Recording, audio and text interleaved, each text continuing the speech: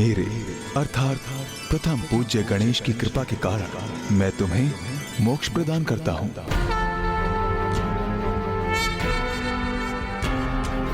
धर्मे च अर्थे च कामे च मोक्षे ओम गण गणपते नमः। यदि हस्ति तदन्यत्र यलहस्ति न तत्क्वचित् यदि हस्ति तदन्यत्र यलहस्ति न तत्क्वचित्।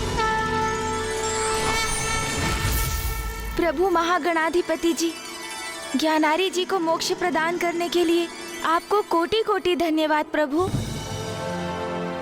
वत्स सुबोध, श्री महागणाधिपति जी की कृपा से ही तुम्हारे पिता ज्ञानारी जी को मोक्ष प्राप्त हुआ है।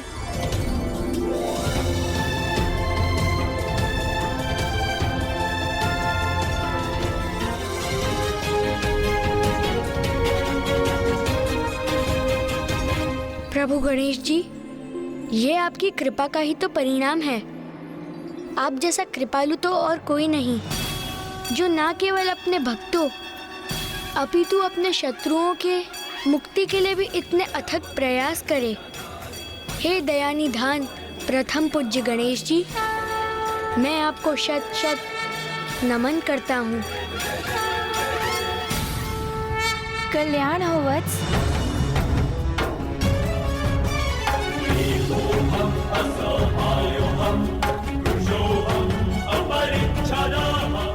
गुरुदेव, आपने ही मेरे भीतर गणेश जी के प्रति भक्ति की लौ जागृत कर मुझे उचित मार्ग दिखाया। आपकी इस कृपा के लिए मैं आपका किन शब्दों में धन्यवाद करूं? आयुष्मान भव पुत्र। वत्स सुबोध, शिष्य की सफलता ही गुरु का पुरस्कार होता है। तुम एक योग्य शिष्य हो और तुम्हारे भीतर भक्ति का वास तो सदा से ही था। मैंने तो मात्र तुम्हारा मार्गदर्शन किया है।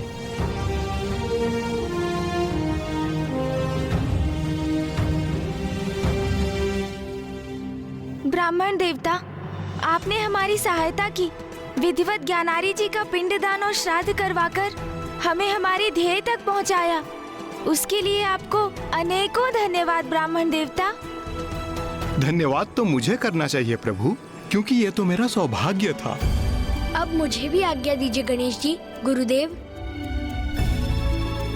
प्रणाम ब्राह्मण देवता।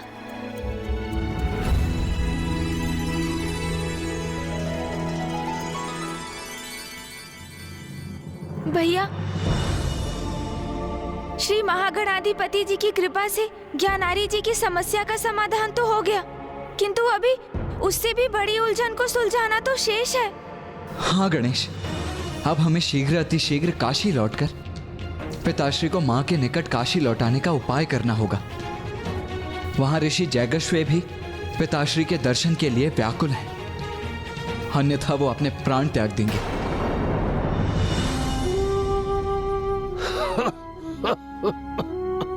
ओम नमः शिवाय।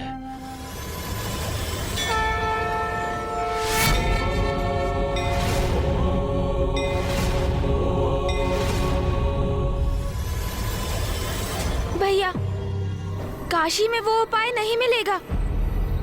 तो उसके लिए हमें कहां जाना होगा गणेश? उसके लिए हमें पिताश्री के पास जाना होगा भैया, मंदार पर्वत पर।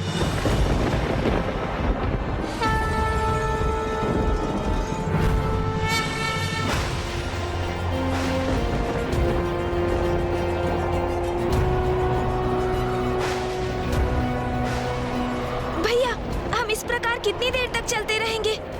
आप अपने वाहन मयूर जी को क्यों नहीं बुलाते?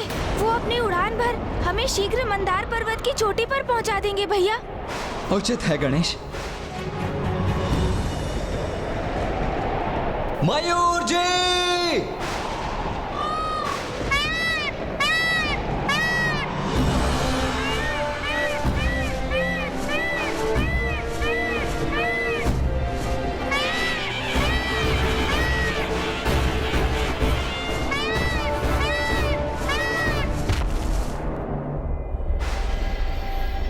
किंतु मुझे संदेह है कि इस दुर्गम और भव्य पर्वत की ऊंचाई पर पहुंचकर भी क्या पिताश्री के दर्शन करना क्या उतना सुगम होगा?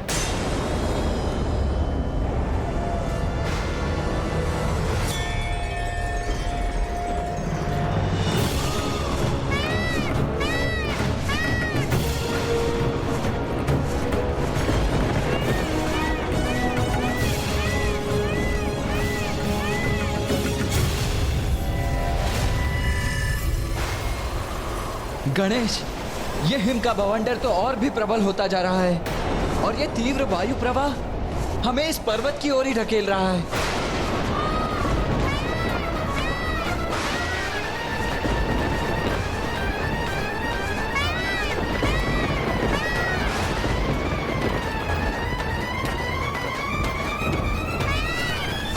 समस्त वातावरण जैसे प्रकृति के विरुद्ध विद्रोह कर रहा है।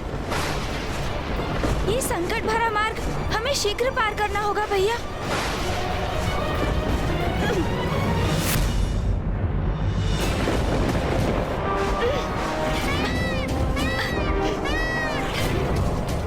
गणेश, इन काले मेघों में कुछ भी स्पष्ट दिखाई नहीं दे रहा है मुझे।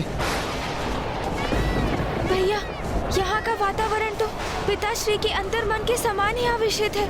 उनका हृदय भी वेदना के काले मेघों से ही जूझ रहा है।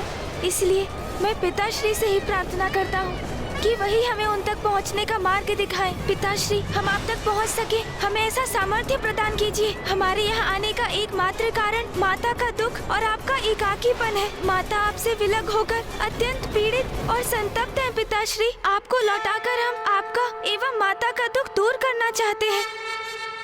महादेव, आपका पुत्र गणेश आपको पुकार रहा है, आपकी याचना कर रहा है।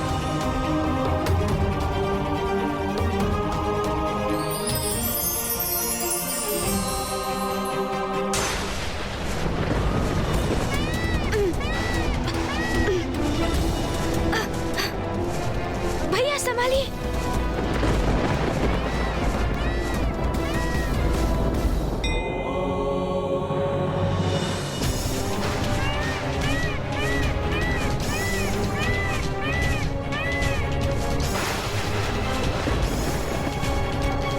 वो देखो गणेश,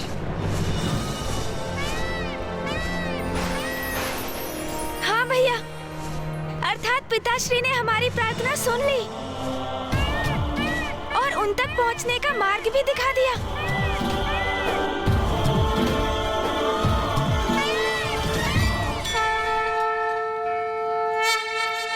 प्रणाम पिताश्री, प्रणाम मामाश्री,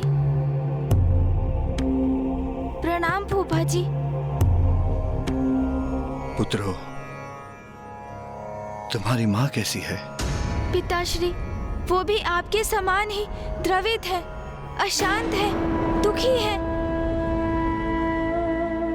पिताश्री, जब से आपने काशी से प्रस्थान किया है, माँ ने अपनी पलकें तक नहीं झुकाई।